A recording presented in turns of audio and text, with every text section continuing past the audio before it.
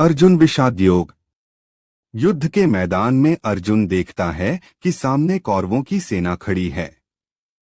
उस सेना में उसके सगे संबंधी, मित्र, रिश्तेदार, गुरु आदि हैं, जिनसे उसे युद्ध करना था। मैं इनकी हत्या कैसे कर सकता हूं, यह सोचकर अर्जुन शोक और ग्लानि से भर उठता है। वह अपना धनुष नीचे रख देता है और अपने सारथी भगवान श्री कृष्ण से पूछता है, मैं अपने लोगों से कैसे युद्ध कर सकता हूं। यह कहकर वह असहाय मुद्रा में रथ की गद्दी पर बैठ जाता है। सांख्य योग। श्री कृष्ण अर्जुन से कहते हैं कि क्यों व्यर्थ चिंता करते हो, आत्मा तो अजर अमर है, वह कभी नहीं मरती, सिर्फ यह शरीर मरता है। यह संसार और इसके लोग तुम्हारे बनाए हुए नहीं हैं।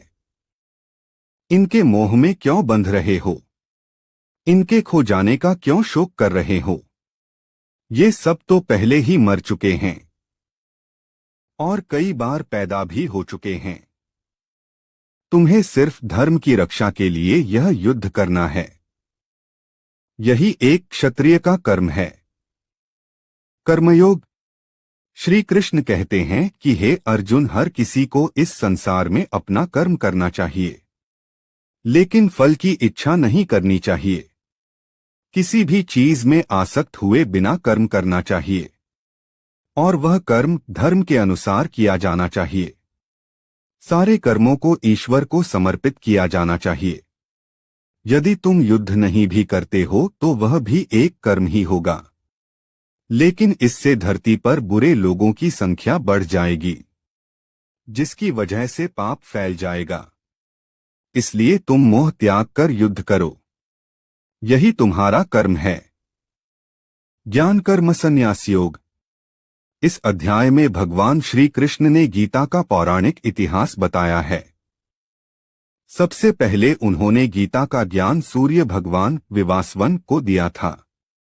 उसके बाद उन्होंने अपने शिष्यों को दिया और यह आगे चलता गया। भगवान कहते हैं कि जब जब धर्म का नाश होता है वे अवतार लेते हैं, पापियों को दंडित करते हैं, लेकिन जो उन्हें समर्पित हो जाता है उसकी रक्षा करते हैं। यह युद्ध उनके द्वारा ही रचा गया है ताकि पापियों को दंडित किया जा सके। कर्म संन्यास योग। श्री कृष्ण कहते हैं कि संन्यास का मतलब है सांसारिक वस्तुओं से विरक्त होकर ईश्वर की उपासना करना। लेकिन संन्यास लेने के लिए हर किसी को वन गमन की जरूरत नहीं है। अपना कर्म करते हुए यदि भौतिक सुखों से मोह भंग कर लिया जाए तो भी मनुष्य ईश्वर को प्राप्त कर सकता। आत्मसंयम योग या ध्यान योग। ध्यान करने से मनुष्य अपनी इंद्रियों पर काबू पा सकता है। बाहर की चीजों से ध्यान हटाकर सिर्फ परमात्मा का ध्यान करना चाहिए। निरंतर अभ्यास करते रहने से ध्यान करने वाला योगी बन जाता है। उसे सच्चे सुख प्राप्त होने लगते हैं।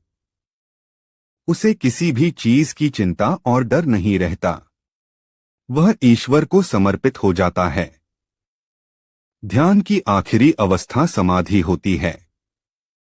इस अवस्था में पहुंचकर योगी को ईश्वर के दर्शन होते हैं। ज्ञान विज्ञान योग। श्री कृष्ण कहते हैं कि ब्रह्मांड की हर चीज उनकी ही बनाई हुई है। हर चीज में वे विद्यमान हैं। सूर्य, धरती, ग्रह, नक्षत्र, तारामंडल, ज्ञान, विज्ञान, इंद्रियां, सुख, दुख, पाप, पुण्य आदि सब उनके बनाए हुए हैं। जो मनुष्य इस बात को ज्ञान के द्वारा समझ जाते हैं वे ईश्वर को समर्पित हो जाते हैं, जबकि जो संदेह करते हैं वे संसार की भौतिक वस्तुओं को समर्पित हो जाते हैं और यही उनके दुखों का कारण बना रहता है। उन्हें कभी वैकुंठ मोक्ष प्राप्त नहीं होता और बार बार मृत्यु लोक में जन्म लेना पड़ता है तथा सांसारिक दुख भोगने पड़ते हैं। अक्षर ब्रह्म योग। इस अध्याय में श्री कृष्ण अर्जुन को ब्रह्मा और आत्मा आदि के बारे में बताते हैं। कृष्ण कहते हैं कि अहम ब्रह्मास्मि, अर्थात मैं ही ब्रह्मा है। और चूंकि मनुष्य की आत्मा भी ईश्वर का ही भाग है, इसलिए मनुष्य भी ब्रह्मा ही है। मनुष्य इन बातों को नहीं जान पाता क्योंकि उसकी बुद्धि पर मोहमाया का पर्दा पड़ा रहता है। साथ ही कृष्ण बताते हैं कि बाकी सारे देवी देवता भी कृष्ण द्वारा ही बनाए गए हैं। उनकी पूजा करना भी परमब्रह्म यानी श्री कृष्ण की पूजा करना ही है। मृत्यु के समय जो कृष्ण का ध्यान करते हैं और कृष्ण को भजते हैं, उन्हें वे मोक्ष दे देते हैं। राजविद्या राजगुह्य योग। इस अध्याय में श्री कृष्ण बताते हैं कि सबसे बड़ा राज यही है कि कृष्ण ही ईश्वर हैं। उन्होंने ही सृष्टि का निर्माण किया है। वे ही कण कण में विद्यमान हैं। उन्हें समझ पाना मनुष्य के वश में नहीं है, लेकिन उनकी भक्ति से मनुष्य उन्हें पा सकता है। परंतु यह भक्ति बिना संदेह और संशय के होनी चाहिए, और इसमें भगवान श्री कृष्ण के प्रति सिर्फ प्रेम ही प्रेम हो। विभूति योग। इस संसार में जो भी अच्छे बुरे गुण हैं, जैसे ज्ञान, सुंदरता, शक्ति, डर, साहस, हिंसा आदि, उन सबका निर्माण श्री कृष्ण ने ही किया है। जो लोग कृष्ण पर विश्वास रखते हैं, वे अच्छे गुणों को प्राप्त करते हैं, और जो ऐसा नहीं करते हैं, वे बुरे गुणों को प्राप्त करते हैं। दोनों को ही ईश्वर उनके कर्मों के अनुसार उचित फल अथवा दंड देते हैं। विश्वरूप दर्शन योग। इस अध्याय में श्री कृष्ण अर्जुन को अपने विराट रूप के दर्शन करवाते हैं। अर्जुन देखता है कि उनका स्वरूप तीनों लोकों में फैला हुआ है। समस्त ब्रह्मांड में उनकी ही छवि है। उनके 4 हाथ हैं और असंख्य सिर हैं। कुछ सिर बेहद डरावने हैं और कुछ बेहद सौम्य। कुछ मुखों से आग, जल आदि निकल रहे हैं।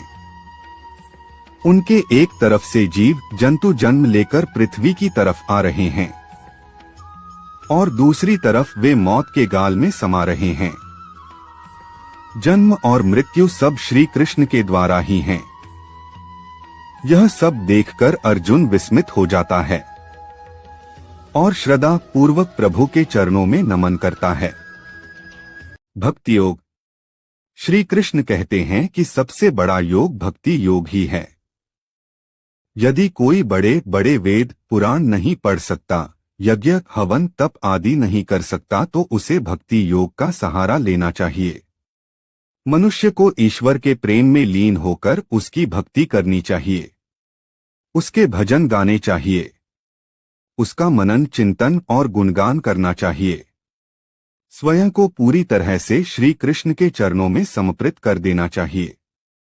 ऐसे भक्त श्री कृष्ण को परम प्रिय होते हैं और वे खुद उनके भक्त हो जाते हैं। मीरा और सूरदास सच्चे भक्तों का उदाहरण हैं। ऐसे भक्तों को प्रभु मोक्ष प्रदान करते हैं। क्षेत्र क्षेत्रज्ञ विभाग योग। जो व्यक्ति शरीर, आत्मा, परमात्मा और ज्ञान के रहस्यों को समझ जाता है, वह इस संसार के बंधनों से मुक्त हो जाता है। आत्मा में ही परमात्मा का वास होता है, क्योंकि वह उसकी का भाग है। लेकिन अज्ञानवश मनुष्य उसे समझ नहीं पाता। इसलिए पहले ज्ञान हासिल करना चाहिए। ज्ञान का मकसद उस परमात्मा को समझना है, लेकिन इसके लिए मनुष्य को सदाचारी बनना चाहिए, अन्यथा उसमें अहंकार हो जाएगा। फिर वह इस रहस्य को समझा नहीं पाएगा और परमात्मा को अपने भीतर खोज भी नहीं पाएगा। गुणत्रय विभाग योग। इस अध्याय में श्री कृष्ण ने 3 गुणों के बारे में बताया है। ये 3 गुण हैं सात्विक, तामसिक और राजस्विक। सात्विक लोग शाकाहारी भोजन करते हैं, सादे वस्त्र धारण करते हैं, बातों से मृदुल होते हैं, ईश्वर की भक्ति करते हैं। मृत्यु के बाद ये मोक्ष प्राप्त करते हैं। तामसिक प्रवृत्ति वाले लोग मांसाहारी भोजन करते हैं, गंदे वस्त्र पहनते हैं, हिंसक होते हैं, कभी भी ईश्वर की स्तुति नहीं करते। मृत्यु के बाद ये नरक भोगते हैं। राजस्विक लोग भोग विलास में रुचि लेते हैं, इनमें दोनों के गुण होते हैं। मृत्यु के बाद इन्हें कर्मानुसार स्वर्ग व नरक दोनों मिल सकते हैं। पुरुषोत्तम योग। वेदों के सारे ज्ञान का यही निचोड़ है कि मनुष्य को मोह माया का त्याग कर खुद को ईश्वर के चरणों में समर्पित कर देना चाहिए। यही सबसे बड़ा योग है। मोह माया के कारण मनुष्य ईश्वर को प्राप्त नहीं कर पाता है, क्योंकि उसका मन धन व अन्य भौतिक चीजों से प्रेम करने लगता है।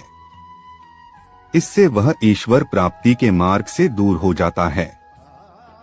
उत्तम पुरुष वही है जो मोह का त्याग करके खुद को ईश्वर की भक्ति में समर्पित कर दे। दैवासुर संपद विभाग योग। मनुष्यों में दो तरह की प्रवृत्ति पाई जाती है, देव दानव। देव वृत्ति वालों में बहुत से अच्छे गुण होते हैं, जैसे सेवा भाव, संयम, सच्चाई, ईमानदारी, स्वच्छता, शांति आदि। ये मोक्ष के पात्र होते हैं। इसके विपरीत दानव वृत्ति वाले लोगों में बुरे गुण होते हैं, जैसे घमंड, ईर्ष्या, क्रोध, काम, वासना, हिंसा आदि। ये नरक के पात्र होते हैं। अर्जुन ने पूछा, जो लोग वेद पुराणों से अलग अपनी मर्जी से भक्ति करना चाहते हैं, उन्हें क्या करना चाहिए? श्री कृष्ण कहते हैं, उन्हें ओम तत्सत का पालन करना चाहिए। ओम का मतलब है ईश्वर, तत् का मतलब है मोहमाया से दूर रहना, सत का मतलब है सच्चाई। अर्थात मनुष्य को मोह माया से दूर होकर सच्चे मार्ग पर चलते हुए ईश्वर की भक्ति करते रहना चाहिए। ऐसे मनुष्य को ईश्वर अपनी शरण में ले लेते हैं और मोक्ष प्रदान करते हैं। मोक्ष संन्यास योग। इस अध्याय में भगवान कृष्ण अर्जुन को मोक्ष प्राप्ति के मार्ग के बारे में बताते हैं।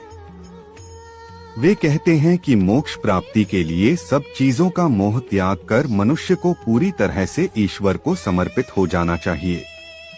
अपने जीवन के हर कर्म को कृष्ण को ही समर्पित कर देना चाहिए। उनसे अथाह प्रेम करना चाहिए। उन पर पूरी श्रद्धा रखनी चाहिए। उन्हें भजते रहना चाहिए और सन्यासी की भांति किसी भी चीज से मोह नहीं करना चाहिए। इस प्रकार जीवन बिताने के बाद मनुष्य मोक्ष को प्राप्त कर सकता है। अंत में कृष्ण अर्जुन से कहते हैं कि अगर वह अब भी युद्ध नहीं करना चाहता है तो वहां से जा सकता है, लेकिन विधि का विधान हमेशा होकर रहता है। कोई न कोई उसके बदले युद्ध कर ही लेगा। लेकिन अब तक अर्जुन का सारा संशय खत्म हो चुका था। वह भगवान श्री कृष्ण को प्रणाम करता है और धर्म युद्ध के लिए तैयार हो जाता है।